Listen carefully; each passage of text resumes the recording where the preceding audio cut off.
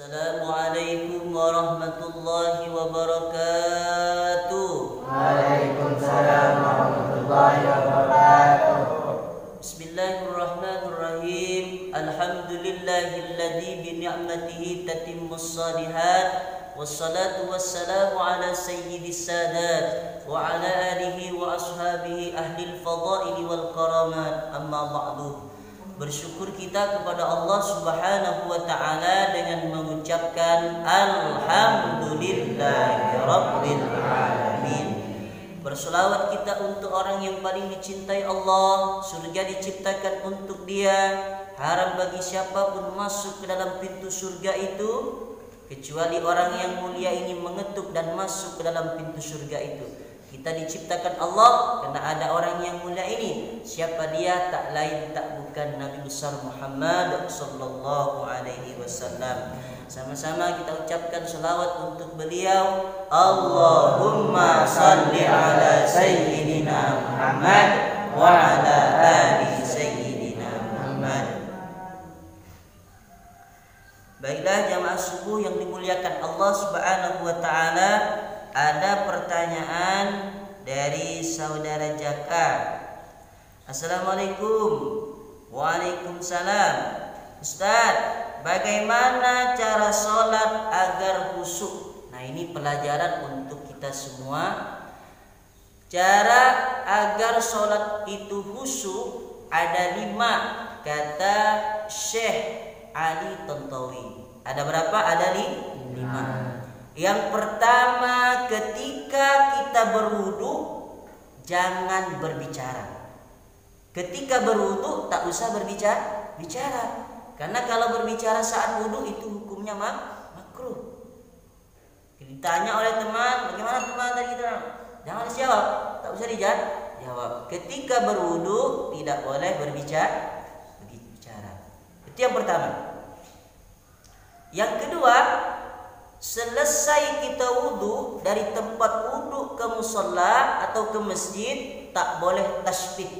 Tasbih itu gimana? Nih, mainkan tangan, kretek. Tak boleh. Nah, ya, tak boleh.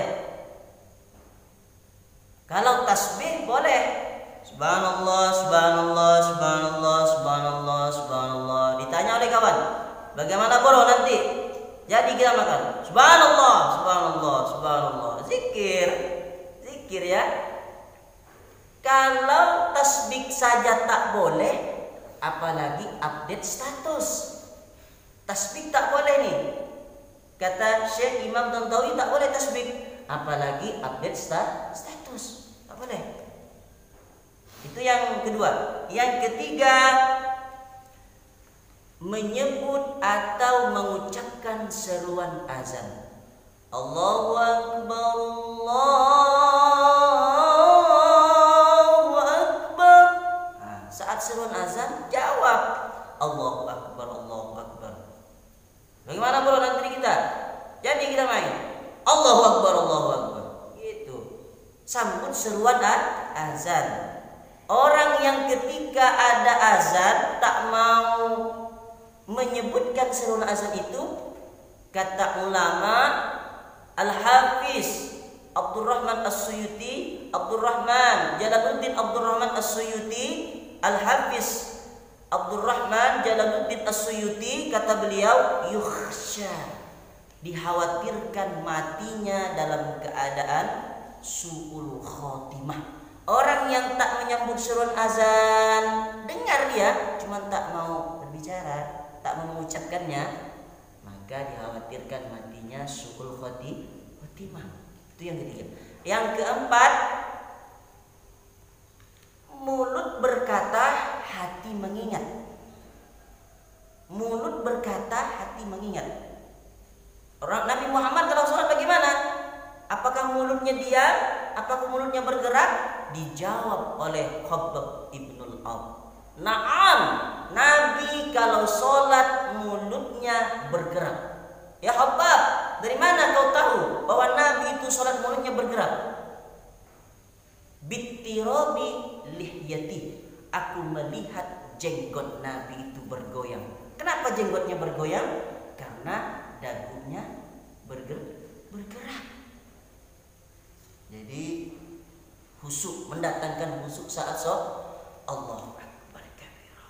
Gerakan mulut ini, hati mengingat. Itu yang keempat. Yang kelima adalah pahami bacaan sholat. Pahami bacaan sholat. Bagaimana caranya? Jangan diartikan ya, jangan diartikan. At-tahiyatul mubarakatus sholawatut thayyibah. Arti apa tuh?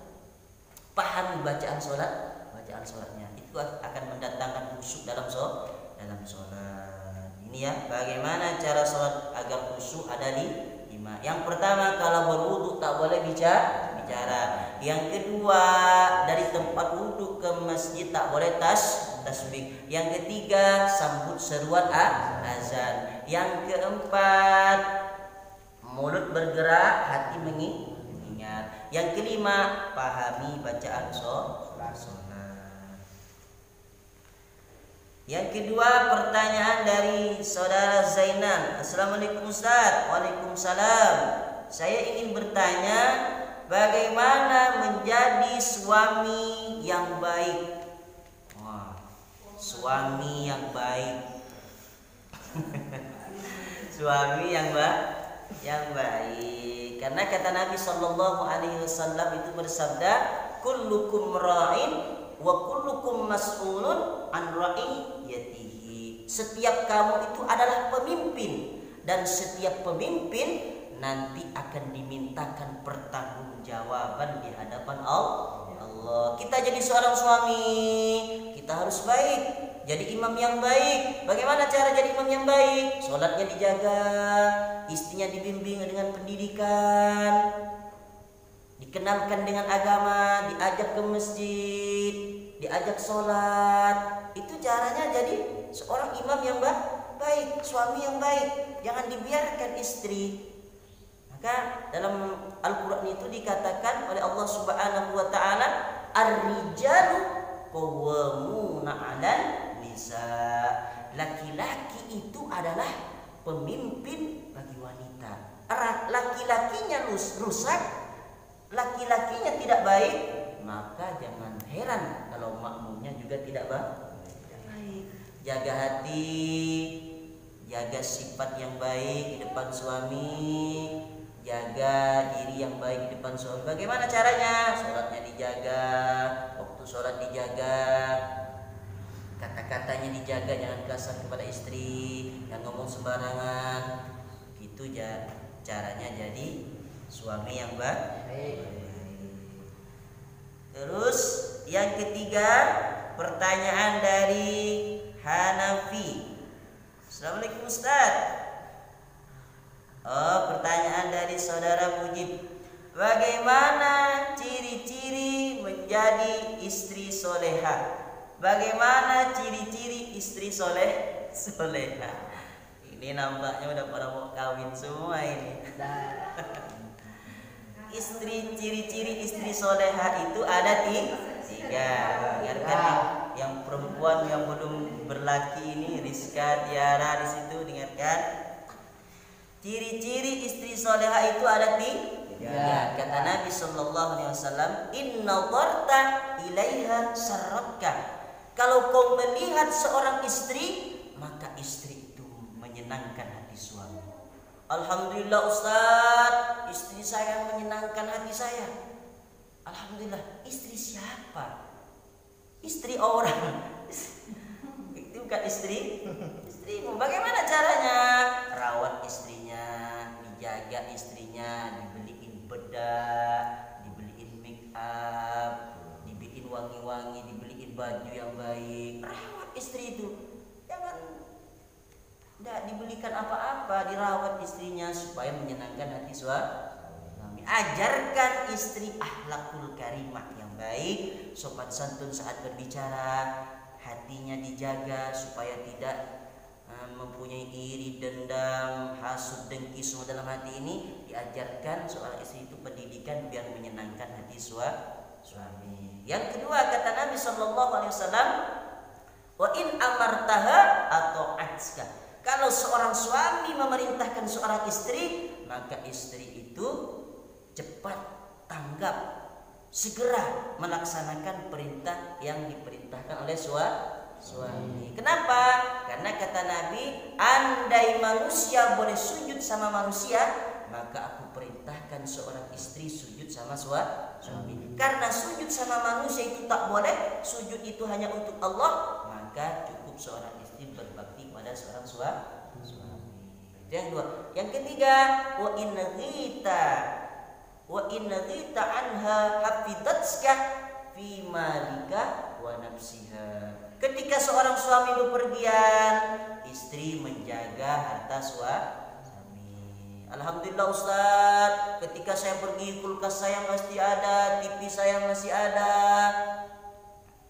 pokoknya harta saya masih ada. Tapi ketika pulang rumah Ustaz, hilang semua. Berarti istri tak betul menjaga harta suami. Hartanya dijaga kalau suami itu punya harta. Yang lebih penting kata Nabi SAW, jaga diri istri. Kasih pesan, sayang jangan keluar rumah ya sebelum saya pulang dari kantor misalnya, sebelum saya pulang dari tempat kerja. Maka seorang istri patuh kepada suami.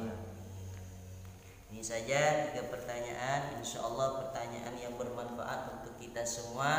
Amin. Mudah-mudahan dapat kita amalkan dalam kehidupan sehari-hari. Wabillahi taufiq wal hidayah. Assalamualaikum warahmatullahi wabarakatuh. Waalaikumsalam warahmatullahi wabarakatuh.